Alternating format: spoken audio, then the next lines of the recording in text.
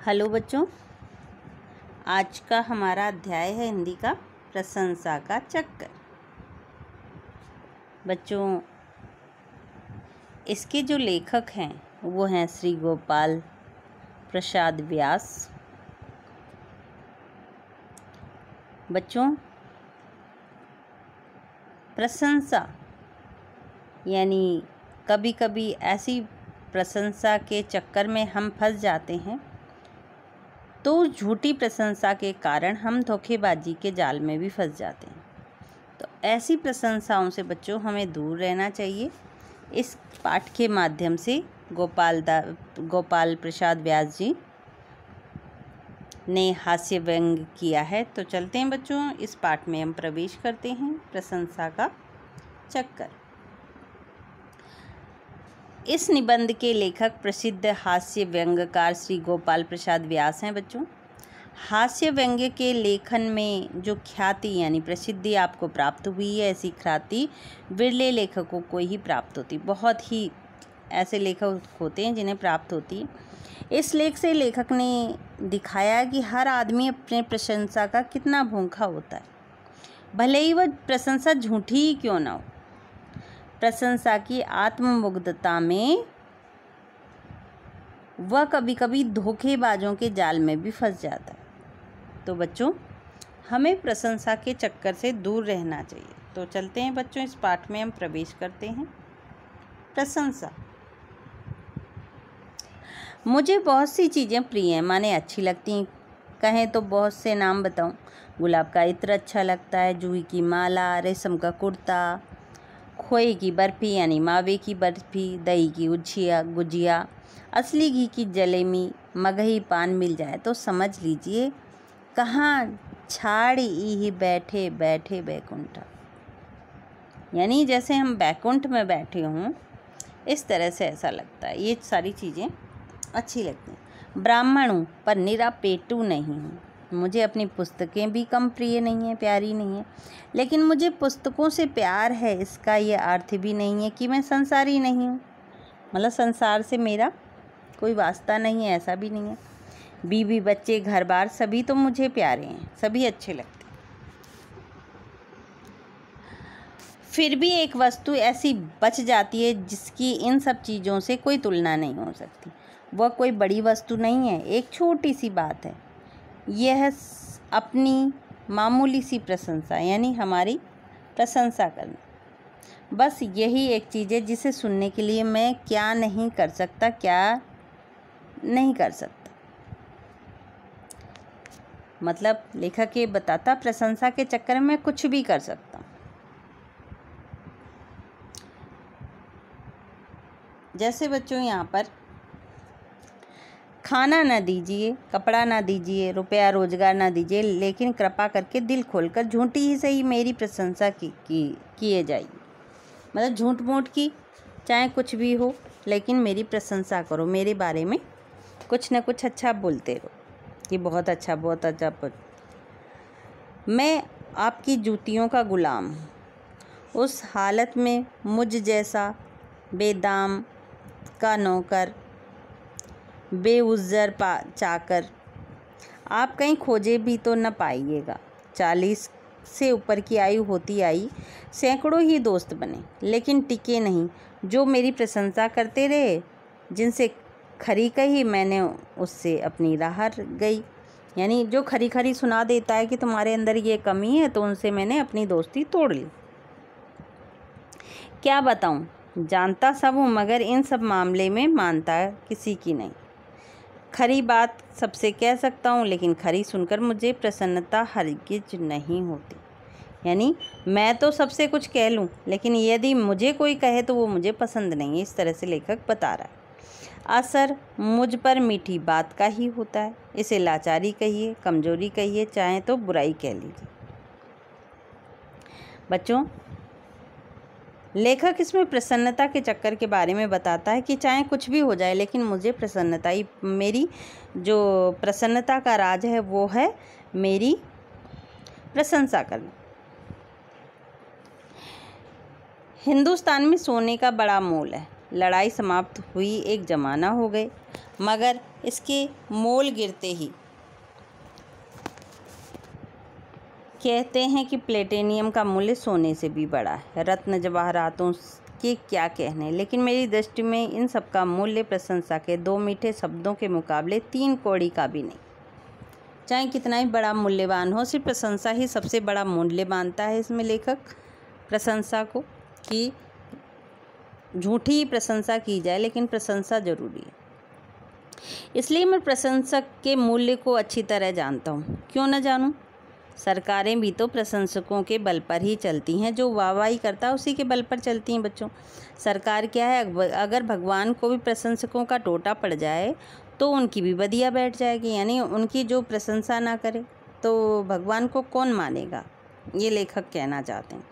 तरह तरह के लालच देकर अपने गीत उनसे गवाया करता है। कवियों के साथ भी यही बात है। कवि लोग अन्न जल पर थोड़े थोड़े ही जीते हैं, वे तो प्रशंसा के पादप हैं, बस प्रशंसा के पेड़ हैं। यानी कवियों की भी प्रशंसा की जाती है कि वो बहुत अच्छा कवि है, वो बहुत अच्छा कवि। मिलती रहे तो वो खिलते रहेंगे, वो और अच्छी अच्छी कविताएं लिखते रहेंगे। नहीं तो कुम्हलाते क्या देर लगती, यानी मुरझाते क्या देर लगती। इसलिए उस दिन रेल में जब मुझे मेरी रचनाओं के एक प्रशंसक अनायास ही मिल गए, यानी अचानक ही मिल गए, तो खुशी का ठिकाना न रहा। मुझे बहुत खुशी हुई जब वो प्रशंसक मुझे ट्रेन में मिले। हम लोग उस दिन गाजियाबाद से दिल्ली लौट रहे थे। गाड़ी में जो साहित्य चर्चा चली तो बात बात में एक महोदय मेरा नाम जान गए।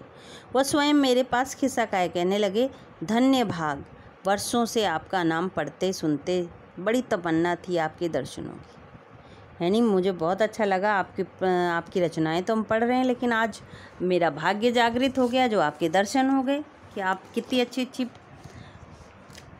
रचनाएं करते हैं, क्या कमाल लिखते हैं आप। आपकी रचनाओं को तो मैंने अखबारों से काट काट कर एक रजिस्टर पे चिपका रखा है। आपकी रचनाओं के सभी संस्मरण मेरे पास हैं। मेरी पत्नी तो आपकी रचनाओं के पीछे समझिए जैसे पागल है। इस तरह से वो व्यक्ति कहने लगा।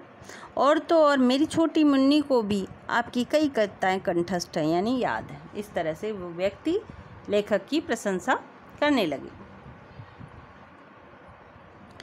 शब्द क्या थे, मानो बूंद बूंद से अमृत भर रहा था। ऐसा लग रहा था जो लेखक थे उनके कानों में बहुत अच्छा लग रहा था सुनने में अपनी प्रशंसा। यात्रा की सारी थकान, डिब्बे की ठेल पेल, साहित्य चर्चा से उत्पन्न उमस जैसे सब शीतल तरल और क्या कहूँ रस्में हो चला। यानी जो भी सारी चीज़ें थी वो प्रशंसा को सुनकर सब जो परेशानियाँ थी, बाधाएं थी यात्रा की, वो सब दूर हो चुकी थी। मेरे मन की बंद कली जैसे खट करके खिल उठी थी। खुश हो रहा था मैं मन ही मन। बगल में बैठे अपने मित्रों की ओर जरा तनक कर देखा और महसूस किया कि उन पर ही नहीं, उन अनजाने मित्र की बातों का असर सारे डिब्बे पर बड़ा अनुकूल पड़ रहा। सारे डिब्बे वाले सुन रहे हैं। कुछ सेकंड में मैं उस डिब्बे का एक महत्वपूर्ण व्यक्ति बन गया। अपनी प्रशंसा सुनकर क्योंकि सज्जन पुरुष संकोच करने लगते हैं, मैंने भी वही कहा। मैं विनयी हो आया, कहने लगा, जी मैं क्या कहूँ, यूँ ही कुछ लिख विख देता हूँ। आप जैसे गुणी जनों को कुछ पसंद आ जाए, मेरे लिए यही बहुत बड़ी बात है। विनयी बहुत बड़ी बात है। विनय बड़ों की ही शोभा बड़ों को ही शोभा देती है, विनयशीलता। अनजान मित्र कहने लगे, ज्ञानी ही सहनशील होते हैं, शिष्टता ओछों के बांटे नहीं आती। जो ओछे मनुष्य होते हैं उनके पास शिष्टाचार नहीं होता। ओछे बर्तन में पानी छलकता है, यानी जो कम गहरा बर्तन होता है उसमें से पानी गिर जाता है। मैं हिंदुस्तान के सभी साहित्यकारों और कलाविदों से भिज्ञ हूँ। मैं उनके सबके बारे में जाता हूँ। मुँह देखी नहीं कहता, राम राम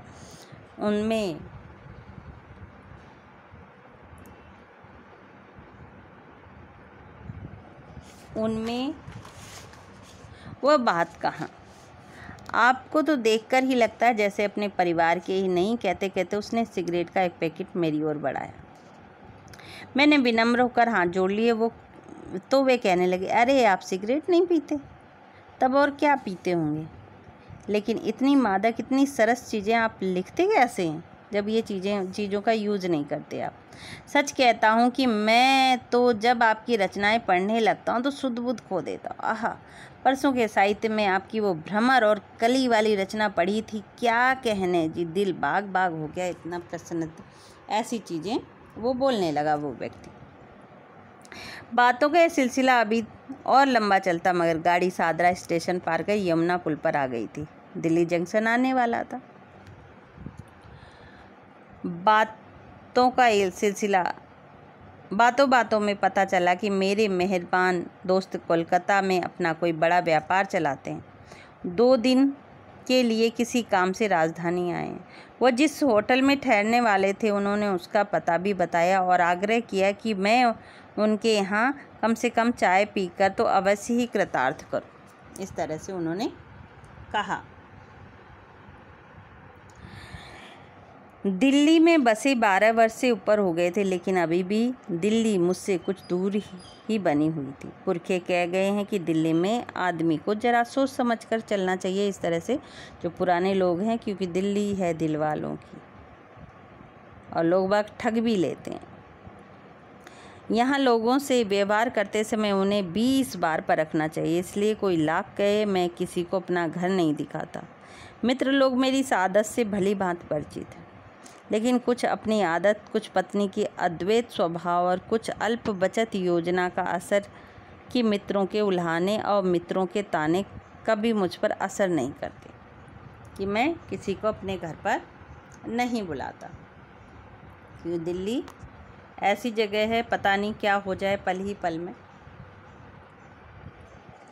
लेकिन इस बार की बात दूसरी थी, क्योंकि श्रीमती जी मैके पधारी हुई थी और अभी महीने की सिर्फ 3 ही तारीख थी। आपसे क्या छिपाऊं, सबसे बड़ी बात यह थी कि उन गुण ग्राहक मित्र की बातों ने अभी मेरी पूरी तसल्ली नहीं हुई थी। उनकी बातें सुनकर परिणाम यह कि एक कदम गलत उठ गया।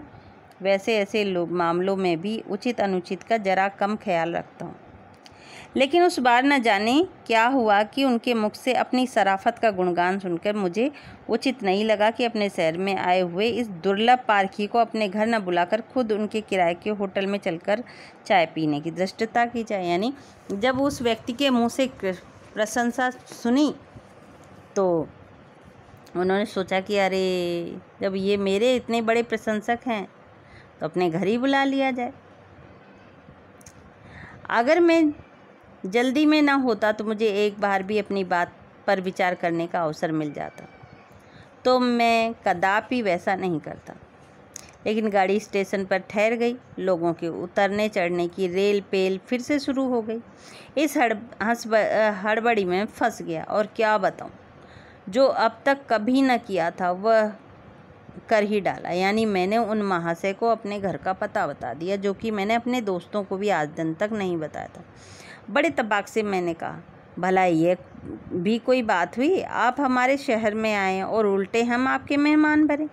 लाख दिल्ली अब पुरानी नहीं रही, लेकिन फिर ऐसा भी क्या हुआ कि आपको मेरा घर पवित्र करना ही पड़ेगा। इस तरह से उन्होंने उस अनजाने प्रशंसक से कह दिया।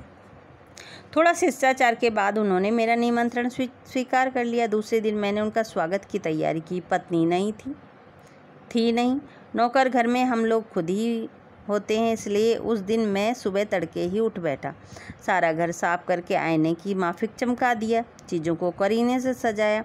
बाजार से कुछ नमकीन, कुछ मीठा, कुछ फल लाकर रख छोड़े। कुछ पान की पुड़ियाँ भी पहले से ही ले छोड़ी।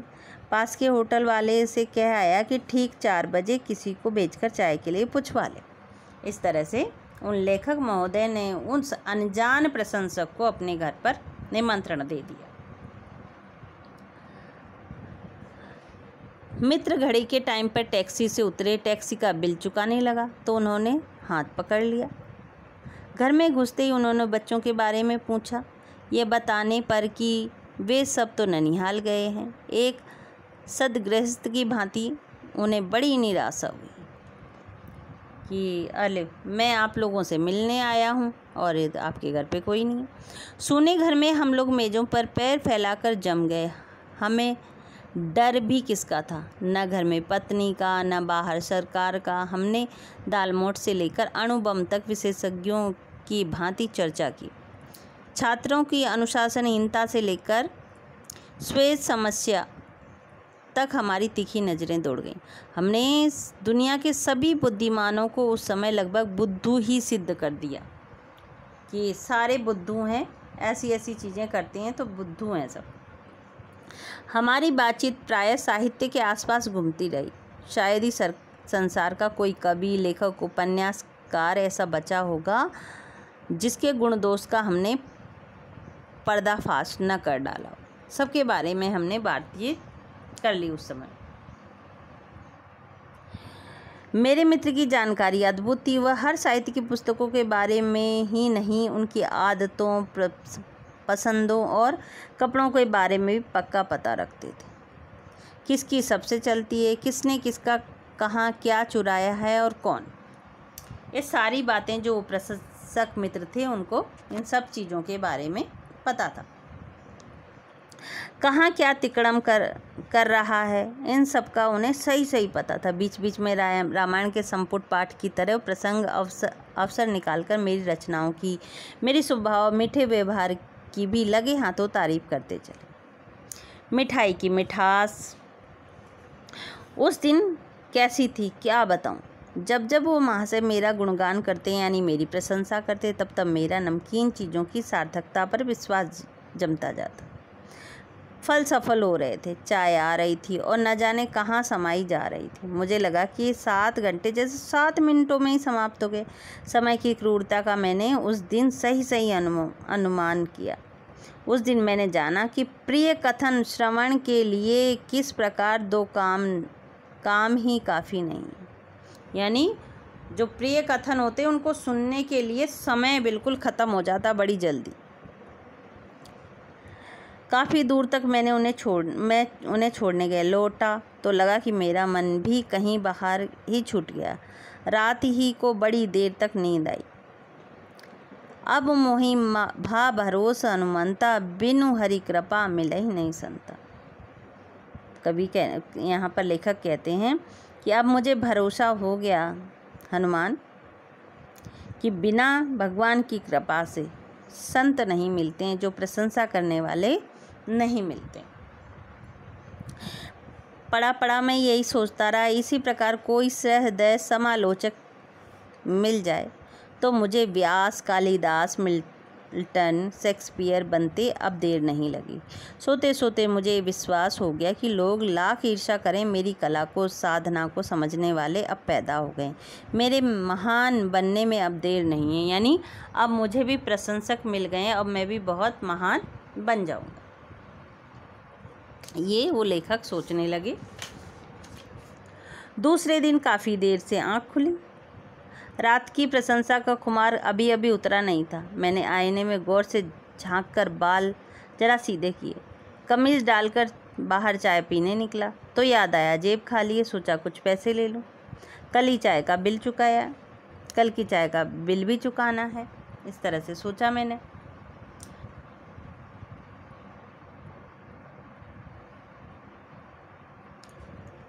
लेकिन मेज की दराज खोली तो सन्न रह गया।